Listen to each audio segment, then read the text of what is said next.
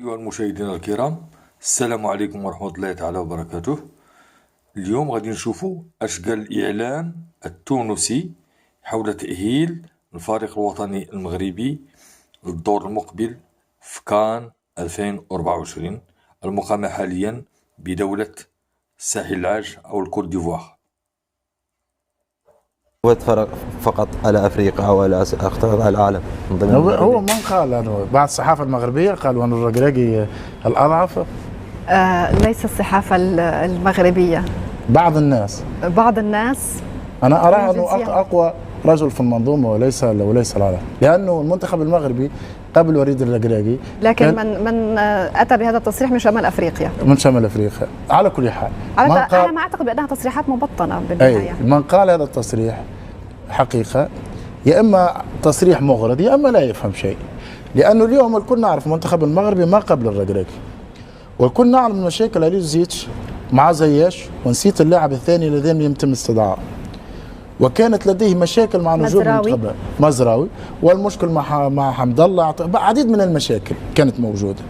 اليوم الركراكي هذا المدرب الصغير في السن الكبير في الفعل، صغير في السن لانه هو من سني، هو من جيلي، ولعب ضد وليد الركراكي مع المنتخب التونسي المنتخب المغربي، لكن كامكانيات كبيره، لانه اليوم المنتخب المغربي وبقطع النظر عن نتائج كاس العالم، الجو العام في المنتخب المغربي استطاع ان يعيد زياش، شاهد تدريبات المنتخب المغربي، الجو العام ما بين اللاعبين، لانه من اصعب الاشياء ان تاتي بنجوم كبار من فرق عده في اوروبا وان تجعل التوليفه ممتازه فيما بينهم، وان تجعل الروح الموجوده على دكه الاحتياط والذي لا يلعب بالاساس كالاساسيين، وان الكل يقاتل. شاهدنا زياش لما كان يمر بفتره سلبيه في تشيلسي ولا يلعب اساسي، وكيف يقاتل مع المنتخب المغربي، وكيف يدافع، وكيف منحه الركراكي الروح، وكان يلعب بمستوى اكثر من عادي. فالتصريح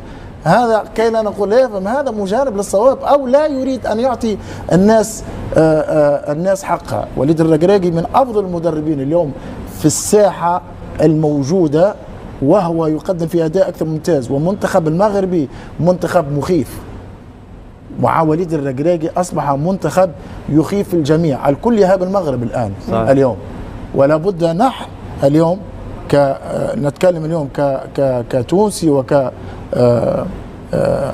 مشجع للكرة التونسية، أتمنى أن نعمل كما عملت المغرب على المستوى البنية التحتية، على المستوى الأندية المغربية، على المستوى المنتخب المغربي. أتمنى أن نعمل ولو 30-40% وأيضا والتصوير. اليوم نجاح، اليوم المغرب تنظم في كأس العالم، اليوم المغرب عندها كأس أفريقيا 2025. المغرب حقيقة إذا نتكلموا بالناحية العامية هربت علينا، بعدت علينا بأميال، وهذا لا شيء، نتمنى لهم كل النجاح. أنا لا أشكال منتخب عربي شقيق متفوق وحقق نجاحات، فهذا يعطينا من المفروض معناها القوة لأن نعمل وأن نماري المغرب وأن نصل إلى مستواه. لا أشكال، هم نجحوا وإحنا قادرين أن ننجح، لكن لا ناتي من قام بهذا التصريح، لا يهمني من قام، ان ناتي لن معناها بمعنى اني ما وصلتش اللي ما طالش العرجون جوجل حاتم. اي لا مش لا اريد، ما عرفت، انا عرفت لكن لا اريد. انا بالاخير عقبت فقط على القول، يعني هو الاقوى في المنظومه وليس الاضعف. صح. على كل حال معروف هناك تصريحات مبطنه، هناك تصريحات أكيد مباشره، وبالتالي الغرض هنا فقط هو دورنا التصحيح فقط، أن نعلق على هذه التصريحات.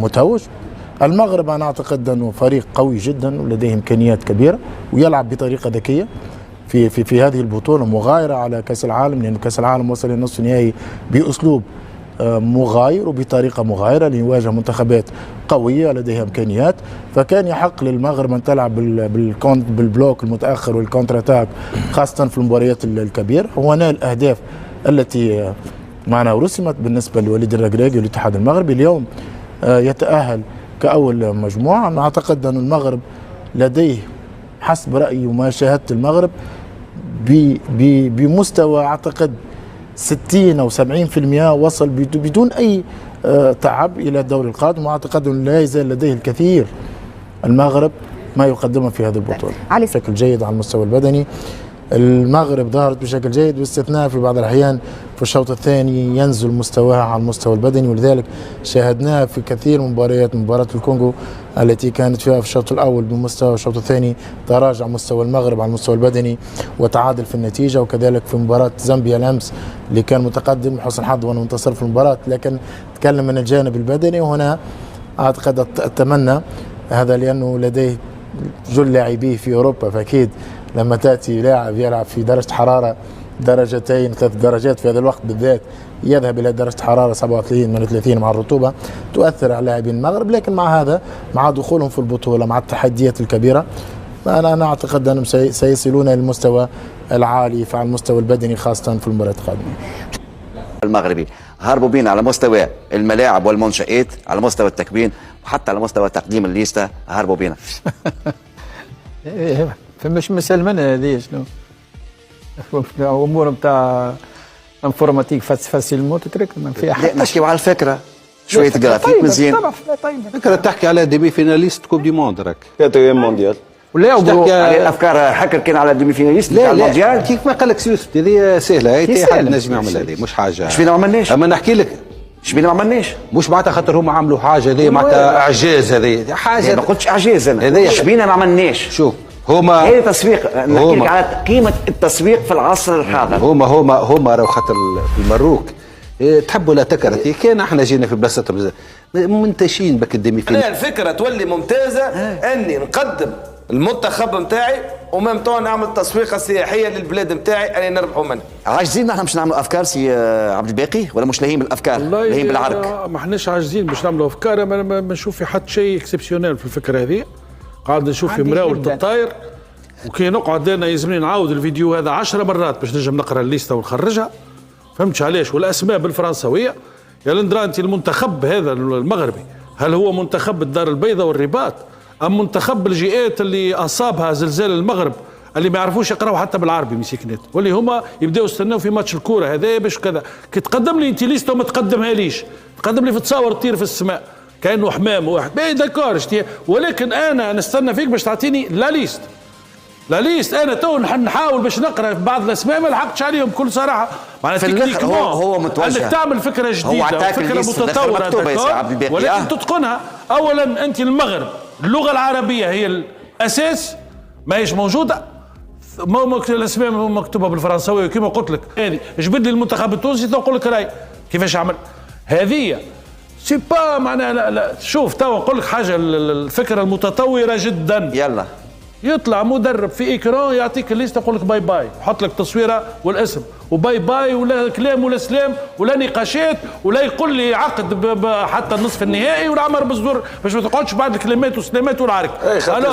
تفضل توا قلنا شوفوا البرازيل، شفنا فرنسا، شفنا المانيا، شفنا يطلع لونترونور في اكران تك تك تك تك باي باي. شنو اللي تعركه كبيره على ملاعبات الفار جيش الملكي. ساشون كو تقديم تقديم الارجنتين للليسته نتاعها كان على الشكل هذه، كاينه مستوحاه ومكتوب بالاسبانيه بلغتهم ومكتوب وهزت المونديال يفكسي لك على الاسم كلكو سكوند باش تاخذ الاسامي، مش شيء طاير هكا وانا نلوج شنو اسمك يعني ما عجبتكش.